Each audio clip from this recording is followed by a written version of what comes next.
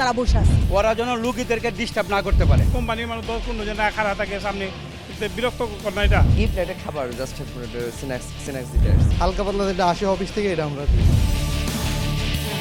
জাতীয় হৃদরোগ ইনস্টিটিউট ও হাসপাতাল। ডাক্তারদের রুমের সামনে চেয়ারগুলোতে যারা দল বেঁধে বসে আছেন তাদের কেউই রোগী নন, তবুও সকাল থেকেই ভিড়। তাদের প্রত্যেকের হাতেই একাধিক ব্যাগ, কোনো ব্যাগে উপহার সামগ্রী, আবার কারো হাতে নামি দামি ব্র্যান্ডের খাবারের প্যাকেট। এর কোনো কিছুই কিন্তু রোগীদের জন্য নয়। তাহলে কারা এরা, জানতে চাই কয়েকজনের কাছে।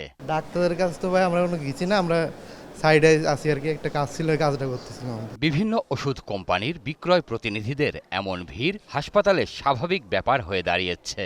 তবে 21-এর ক্যামেরা দেখে অনেকেই চেষ্টা করেন পালিয়ে যাওয়ার, আবার কেউ নিজের পরিচয় অস্বীকার করেন। এমআর না রোগী আছে আপনার?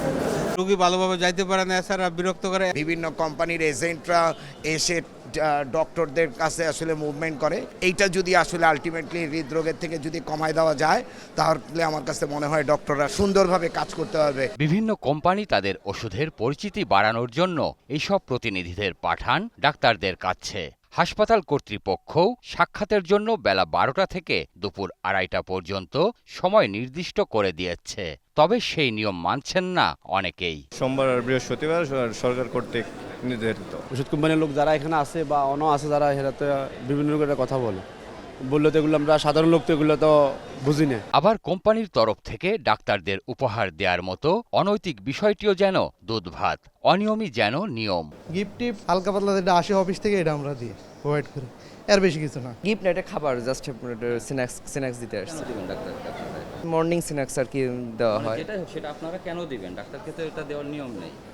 না, আমি এটা আসলে বলতে পারতেছি না। ওষুধ কোম্পানি বিভিন্ন ডাক্তারের চরিত্র নষ্ট করে ফেলেছে। আমার জানা মতে এক এসারে 1,50,000 টাকা দিয়েছে ডাক্তারে, পরের এক সপ্তাহ পরে ওষুধ লেখানে দিয়ে উনি গালিগালাজ করছে। মেডিকেল রিপ্রেজেন্টেটিভদের উৎপাতে অনেক সময় দিশেহারা হয়ে পড়েন চিকিৎসা নিতে আসা রোগী ও তাদের স্বজনেরা। ডাক্তারের দেয়া প্রেসক্রিপশন রোগীর কাছ থেকে নিয়ে যাচাই করে দেখেন বিক্রয় প্রতিনিধিরা। ওষুধ কোম্পানির লোকগুলো যেভাবে মানুষকে ডিস্টার্ব করে, প্রেসক্রিপশনটা নিয়ে আসলে কিন, এটা ছাড় দেখান এগুলা যে কোনো মূল্যে বন্ধ করতে হবে। আমরা চাই না এসবে এত কিছু দরকার নেই। তো এখানে কোনো কোম্পানির মানুষ এখানে সবাই এমনি তো লোকজন ভরপুর, আবার এর মধ্যে কোম্পানির মানুষ 10-15 জন খাড়া থাকে সামনে, বিরক্ত করে না এটা। রোগী ও স্বজনদের বসার জায়গাটুকুও দখলে থাকে ওষুধ কোম্পানির প্রতিনিধিদের। এতে সেবা প্রত্যাশীরা বিরক্ত হলেও তা যেন দেখার কেউ নেই। আমরা এখানে রুগী নিয়ে আসছি কিসের জন্য? আমরা আসছি সেবার জন্য।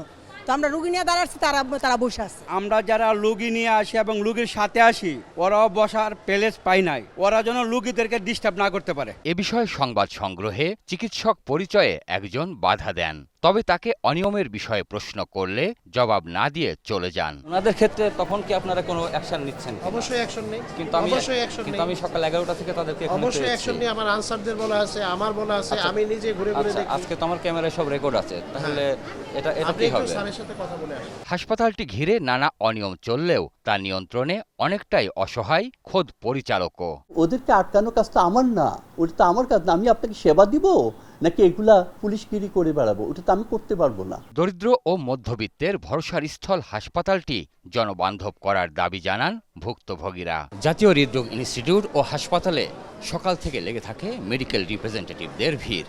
রোগীদের বসার জায়গাটাও চলে যায় তাদের দখলে। তাদের নিয়ম অনুযায়ী সপ্তাহে 2 দিন আসার কথা থাকলেও এবং তার জন্য একটি নির্দিষ্ট সময়সীমা নির্ধারণ করা থাকলেও সেটিও মানছেন না অনেকেই।